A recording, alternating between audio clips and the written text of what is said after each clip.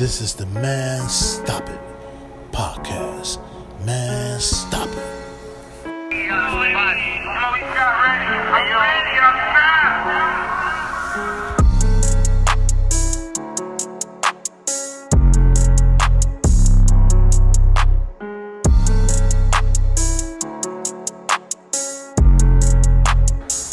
Man Stop It. Yo. This your boy Big Les. Welcome to the 6th episode of Man Stop It podcast. I got a special guest in the building, old time friend, big brother. He all that to me. Thanks for having me. How you doing, Arne? I'm doing great. It's an Nice honor. to see you, man. It's an honor. So proud of you. This is such a good thing you're doing. Yeah, I'm just trying to, get something together with the streets and reach out and just put my input on what's going on in the streets. I'm from the streets. You have so much wisdom, so much heart. We need your voice. We need your passion out there. We need young guys hearing you and paying attention. Yes, sir. You got a lot to offer. Yeah. Yes, sir. I appreciate that. I'm honored to be here. Happy to be here. I was trying to think. When did you start coming to my mother's program? How old were you? Ooh, I had to be about. I ain't gonna lie. I had to be about 10. So it's been. I had to be about 10 years old. 40 plus years. 40 plus years. Yeah. So we go really, way 40 back. plus years. It's family. It's Yeah, family. So I it's appreciate family. it. Yeah, we most definitely family. I learned a lot from you, Arne. Well, I learned a lot. We all learned a lot from each other. That was sort of the point of it. We all work together. From you, from a lot of the older guys from the neighborhood. Yeah. Give us some people that you grew up with, playing ball with. You grew up with us on 47. Yeah. Well, that was my mother's whole philosophy, is that the older kids taught the younger kids. So we were all teaching and being taught, but you think about, just talking to your brother, Michael Clark Duncan, Tadero Fort, Ronald Ragland, Hammond Walker, JoJo, all those guys, Sergio Dawson, Corky Lyons, and then yours was like the younger generation, you, R. Kelly, Keith Calvert, that group was sort of with my sister's group. But just from, obviously I went from my mother's program from the time when I was like 2 weeks old, and so that was just family, and we all looked out for each other. We all learned so much from each other. We all supported each other, and not just in our center, but for me, I started playing at Shakespeare and Forestville and other places. You guys all made that possible for me, and that changed my life. So yeah. Okay. Yeah. So you was with the Board of Education. So I played basketball overseas for a couple years after college. Then started an I Have a Dream program with Sarah, my sister, who you know so well. And we did that working out of the same church basement with Sue. Did that for about 6 years. And then worked those kids, the 6th graders from Shakespeare, until they graduated from high school and went on to college. And at that point tried to figure out what to do next. And we had sort of always worked outside the system. And I thought if you really wanted to try and change the system and impact hundreds of thousands of kids, you had to go inside. So I went into CPS, and then the guy who I worked for previously, Paul Vallis, he left to run for governor, and then the mayor picked me to run CPS, which was sort of a crazy. I was young and sort of probably a crazy choice on his part. He probably regretted it many days. But honestly, I mean, this with all sincerity, all I try to do is sort of take those lessons that we all learned at 46 in Greenwood and take them across the city. So how you get great teachers in the classrooms, how you have great after-school programs, how you help kids who maybe didn't have didn't have a lot of money but had a lot of heart, a lot of brains, want to do well. How do you give them a chance to not just graduate from high school but go to college and fulfill their dreams? So for me, it was really just a lifetime of learning at Sioux Center and trying to take those lessons and trying to help kids across the city. So it was an amazing opportunity. But I reflected on those, that upbringing every day, and just knowing what's possible, that kids may come from tough spots. Do you remember Carrie Holly? Yeah. So Carrie was the one who really taught us, and he's talked about this publicly. So I'm not saying anything anyone doesn't know. He's gone on. He's does amazing stuff with into technology space, computers in Silicon Valley. He's got patents. He's traveled the world. But Carrie Holly when he was born, his mother wrapped him in a newspaper and threw him in the garbage. Wow. And his grandmother got him out of the garbage and raised him. So he literally started his life in a garbage can.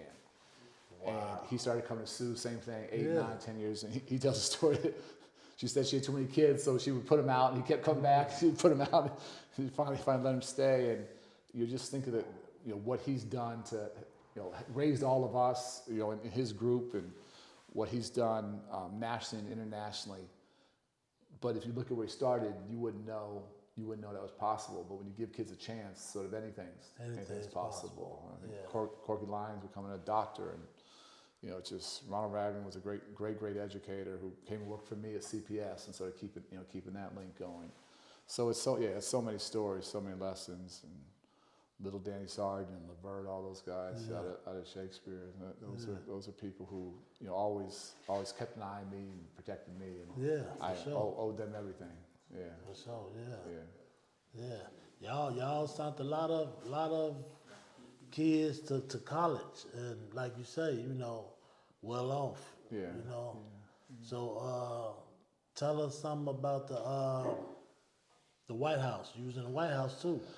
Yeah, so that was crazy. Not something you ever sort of anticipated in your life, but it is actually in there. A couple themes in my life, and one is the education coming from my mother. The other is obviously basketball that we all grew up in. I don't know if people know. They know how well you played. Have you talked about that?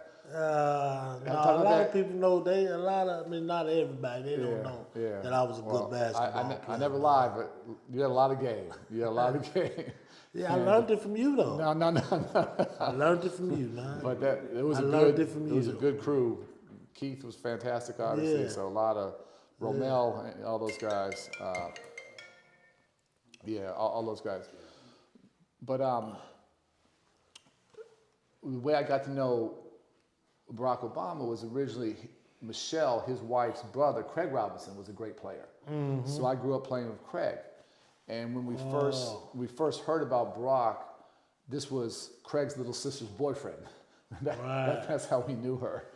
And we sort of got to know him on the court, and he was teaching at the university and then became a state legislature, and we used to go visit schools together and spend time, and I could see how smart he was. I never forget one time I went home to my wife. I think Barack's gonna run for president. And she said, "President of what?" Like she had no idea. She was like President of Condo Association or something. And I said, "No, he's gonna run for president, Barack, President of the United States." She's like, "Barack, no way." And then the rest is history. And eventually he asked me to come be his Secretary of Education and be in his cabinet. But I say this, sports and just being a good teammate, that's so much of how we grew up. Mm-hmm. If he would ask me to come to the White House and just help take out the garbage, I'd have been, yes, sir, I'll come do that. So it really wasn't the job. It was a chance to be part of his historic administration. Yes. And I knew his heart and I knew his commitment. Michelle grew up on the South Side, great family, 2 parents, but neither one of her parents went to college. And she and her brother played ball and paid the way, and she went. And when I used to go visit schools with Barack, it was real interesting. He would ask kids, how many of you grew up on welfare at times? And kids would raise their hands, and he said, I did too. And he said, how many of you grew up without your father? A lot of kids would raise their hands, I did too. And I didn't even fully realize that his father, never saw his father, came in his life for about a month when he was 10 or 11, disappeared, never saw him again. Then he died in a car accident. So Barack grew up angry, grew up with lots of issues, challenges, biracial. Mm-hmm. But he always says he grew up in Hawaii. Hawaii was a very forgiving environment. Right. And I hate Hetty growing up on the south side of Chicago. Not that journey wouldn't have been possible because it was too hard, too rough. Mm-hmm. There was no margin for error when we were coming up, or very little. But because Hawaii was so forgiving, he made mistakes and got in some trouble, but sort of kept going. And obviously had this huge heart, and it was probably the smartest guy I've ever spent time with. So serving as his Secretary of Education for 7 years in D.C., that was an honor of a lifetime. Never could have imagined something like that was possible. But same thing, just tried to take the lessons from 46 and Greenwood and sort of take them nationally. So hard job. We traveled every week, went to hundreds and hundreds of schools all over the country in 50 states. But I would do it again in a heartbeat, and I knew how important education was to him and to the First Lady, to Michelle Obama, that both of them were who they were because they got a great education. And neither one of them was born wealthy, neither one of them was born with a silver spoon in their mouth, but they both had a chance to get a great education. And so I knew how committed they were to really making a difference. And visiting schools with them, traveling with the vice president, at that point Biden, now President Biden. His wife taught community college, had always done that. And so it was just something they believed in down deep. It was in their heart. It wasn't just some issue. So it was, I miss Chicago. I'm so glad to be home and, doing what I'm doing now. But it was, how many times in life does your friend become president? That's sort of a crazy, lightning, once in a million thing. And it was an unbelievable journey, unbelievable experience, and try to do whatever we could to help at every level with early childhood education and raising high school graduation rates and making college more affordable for people. It was a chance to try and have impact, on every young person in the country, and that's something you cherish and you take extraordinarily seriously and you never take for granted. Right. So do you see yourself running for the mayor, president, governor? You see yourself running for one of those? I don't. I've thought about it a lot, and as you know, I've never run for anything. Right. And I love working with people. I love working with kids, and you come out and been real thoughtful and running a nonprofit called Chicago Cred, really just focused on gun violence in the city, and trying to work with the young guys and teens and women now most at risk of shooting being shot. Right. And I just think Chicago Les gave me everything, academically, socially, athletically, with ball, culturally, and coming home and just seeing what a bad spot our city's in. This feels like the crisis facing the city. It's like it's a cancer that's eating the soul of our city, and you've dealt with gun violence in your own family, and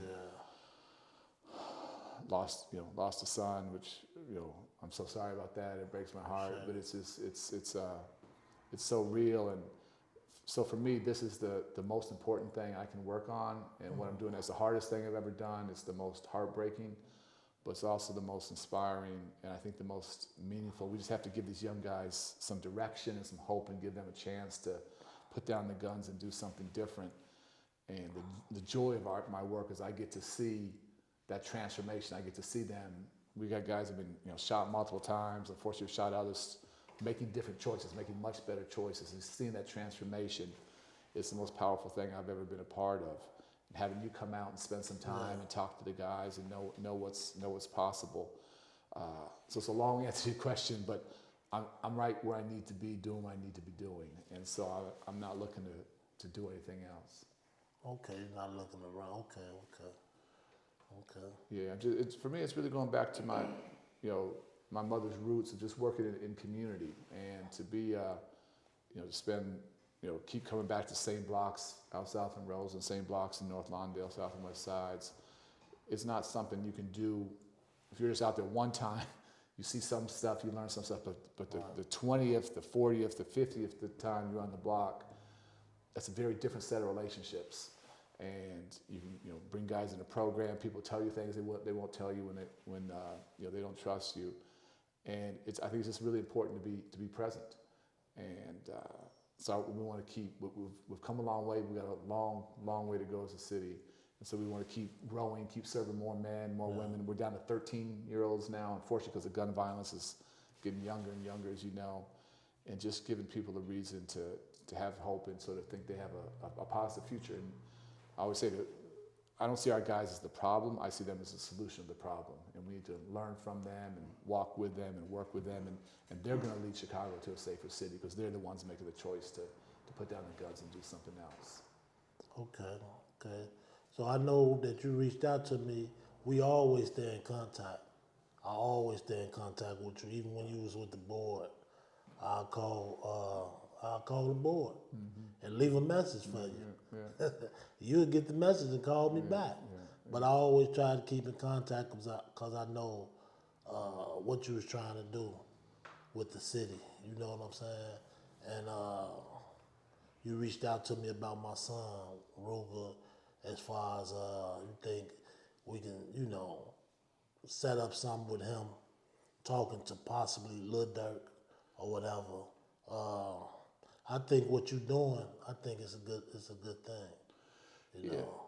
There's so much we have to do, and as you know, we've had these historic wars, and there's so many bodies on both sides. And what kills me now is I'll ask our young guys, like, what are you fighting about, and what are you dying for? And so a lot of times they'll say, we don't even know. Like, they don't even know the roots of the war. They're just caught in the war, and it's been so much bloodshed and so many bodies. It's just, let me get my lick back. And I just think your voice, your son's voice, Lil Durk's father, Mr. Banks, who's doing great work with us. And I know it's complicated, I know it's scary, I know it's lots of emotions. But if young people across the city saw other young people who they look up to, I don't want to say idolize, but they look up to see them coming at this a very different way. If we could all come together, man, think of that power. I mean, it'd be extraordinary. Think of what folks could do together. And the worst part of my job is going to funerals and spending, and it doesn't matter what side of the conflict it is. I just see crying mothers. I see crying 8, 9, 10-year-olds. I see little babies just trying to figure it out. And as many funerals I've been to, I've never seen somebody come out of the casket. I've never seen somebody, it's final, it's over. And so I do think there'd be tremendous power and the chance to have your son and other folks that have influence, to have them show the city something different would be incredibly powerful. And you've shared some of the stuff he said to you and that he's written. And so I know where, I know your heart. I don't really know him, but if he gets his heart from your heart, I know what his heart's like. And so I would do anything I could to help encourage that, to facilitate that, because I don't say the wars are senseless. I just say nobody's winning. Nobody's winning. So what you think would need to happen in this city? I think it's there's not one thing. This is so hard, and it's not on anyone's one person's shoulders to put an end to it. And we have to keep programs like ours, and we got lots of partners across the city. We have to keep helping our young men heal and deal with the trauma, because the trauma, we always say hurt people. But people who are healing can not just heal themselves, but heal their families and heal the community. And we see all that all the time. We have lots of life coaches for our guys who are helping them. We say experience can be the best teacher. It doesn't have to be your own experience. You can learn from the experience of others. And we have lots of guys get their high school diplomas and then go get jobs at the back end. So we have to keep scaling that kind of work and keep helping lots more folks have those kinds of opportunities. But I do think if folks who young people look up to athletes, look up maybe to movie stars a little bit maybe, but they really look up to folks who are in the rap game. Yeah. And that's your son. That's Lil Durk. And if they saw folks that were historically parts of different groups, different tribes, not just talking about something different, but doing something different, that'd be incredibly powerful. And so having them come together, it takes some risk and it takes some courage to do that. And people might think you're lame or you're whatever, but it's if they could help bring peace to the city, man, talk about legacy. That would be extraordinary. And what I hate is so much of how you gain followers and clout and everything is you disrespect the dead, you talk about folks that are lost, and I get you're making money, you're monetizing that, but man, that's a hell of a way to make money on somebody else's death. And it's got to be a better way to feed yourself, feed the family, and not just glorify the violence and the heartbreak, because it's been so much on both sides again. It's just everyone's losing, communities losing, but it's always, for me, it's always the little kids are losing. That's when I go to funerals, I'm always watching little kids, because it's never their fault. It's never ever their fault. And seeing them lost a father, lost an uncle, lost a big brother, lost a cousin, it's just the amount of pain we're inflicting on each other. It doesn't have to be that way. It can't continue to be that way. So do you feel like the record label got a lot to do with what's going on with the music and, like you saying, talking about the dead because they promoting that, right? Yeah, it's and I don't really understand the music business. You know, you get it Right. way better than I do. But all I know is that people are making lots of money promoting it, monetizing it, and they're basically monetizing death. And I just don't. They're glorifying it. They're glamorizing it. And if you're not from Chicago, if you're not from the South Side or the West Side, you might think this is, you know, what it's exciting. It's interesting. It's hip. It's I don't, you know, I can't. But when you're living it, when you're on the streets, it's none of those things. There's no glamour there. There's no glory there. There's no anything in there.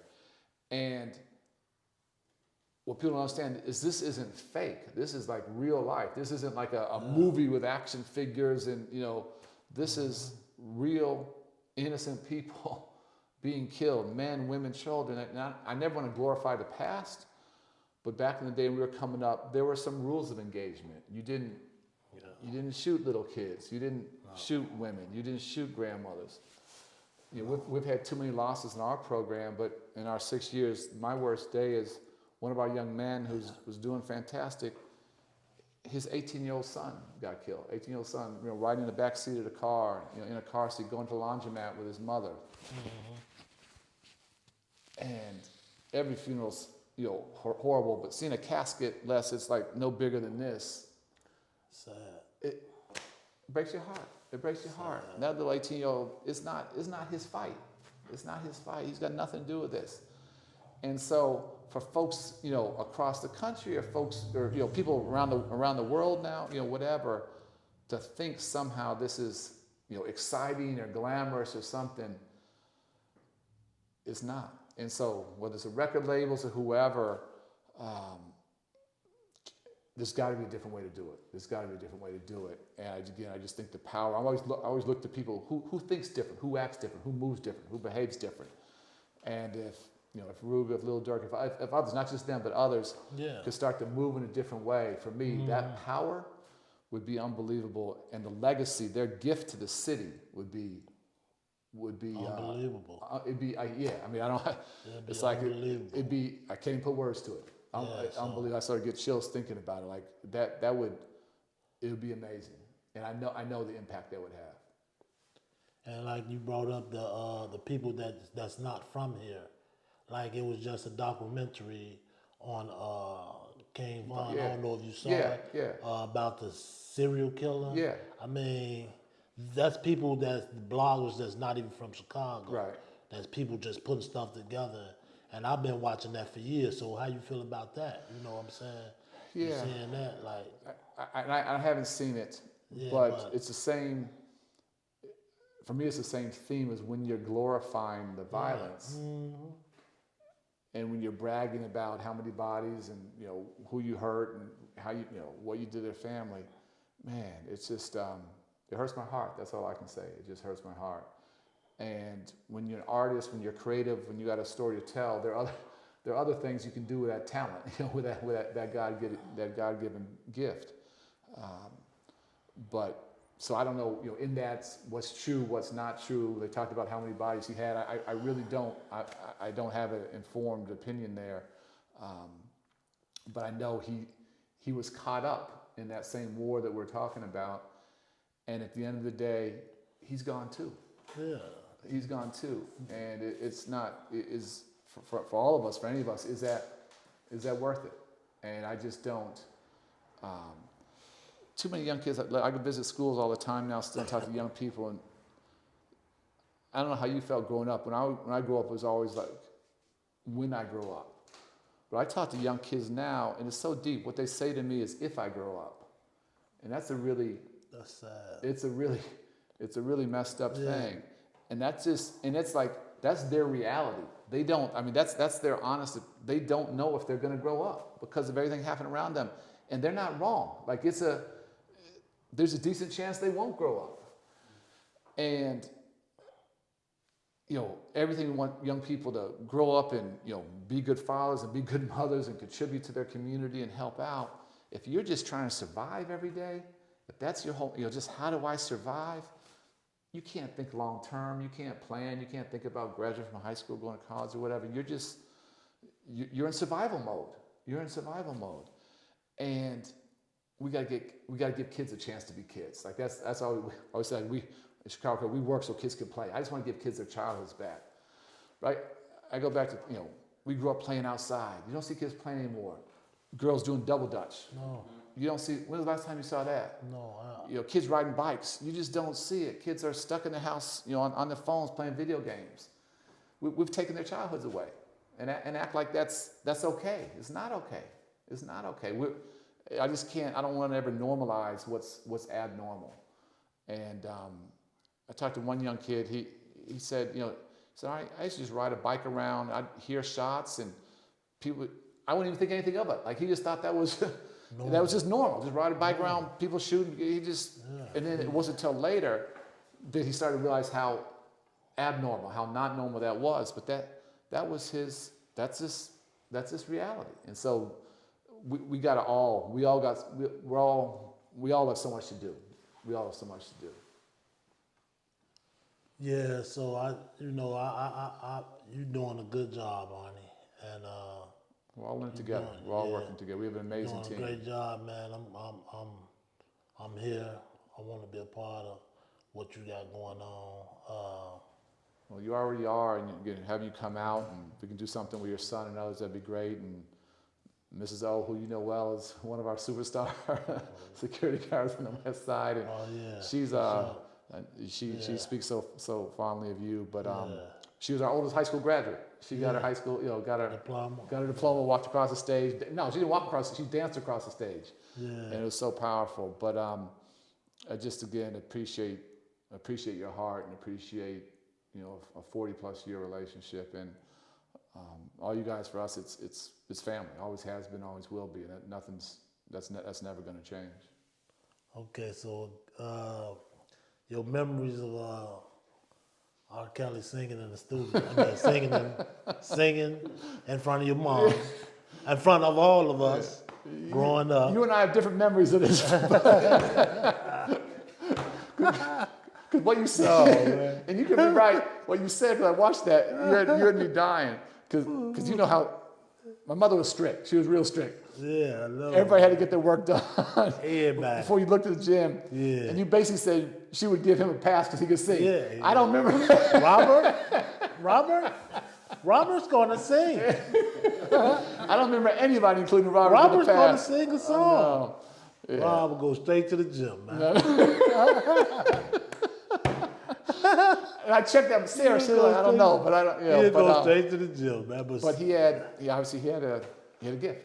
He had an extraordinary gift, and been through a lot, and a lot has happened there. But all I can say is, as a young kid, he was couldn't have been nicer to us. He was a great ball player, as you know too. Yeah. You guys, you had a good crew there. Russell, man, that was a real good crew, and I just hate what's happened there.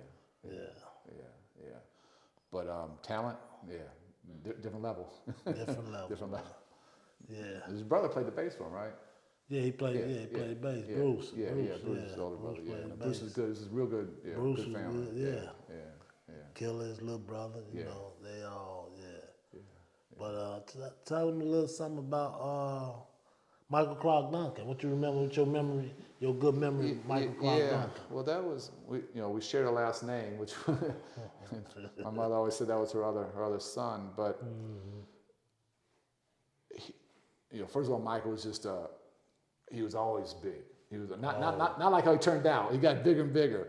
But Michael was this giant, but gentle giant, and a heart of gold. And I mean, my mother was hard on everybody, but my mother was really hard on Michael. She didn't give Michael any breaks, but he would just work. He lived back just back around the corner there, and he came all the time. Worked hard of her, as you know, was a great player. Like for me, the three older guys was him, and Ronald Ragland and Tadero Ford. Those are the three guys I really looked up to and learned so much from. And I was the youngest guy and small, and just being around them and watching how they carried themselves and how hard they worked. Those were we talk about mentors and role models. Those were just I couldn't have asked for better. They were all different personalities, but all just great people. And Michael worked so hard, and I remember I went to Philander Smith, and I remember he came out of came out of the house and told my mother, I'm studying these plays, and she's like, okay, what are you reading? You reading Shakespeare? Who are you reading? He's like, no, I'm studying the basketball plays. So he's trying to figure out get what he had to get done there.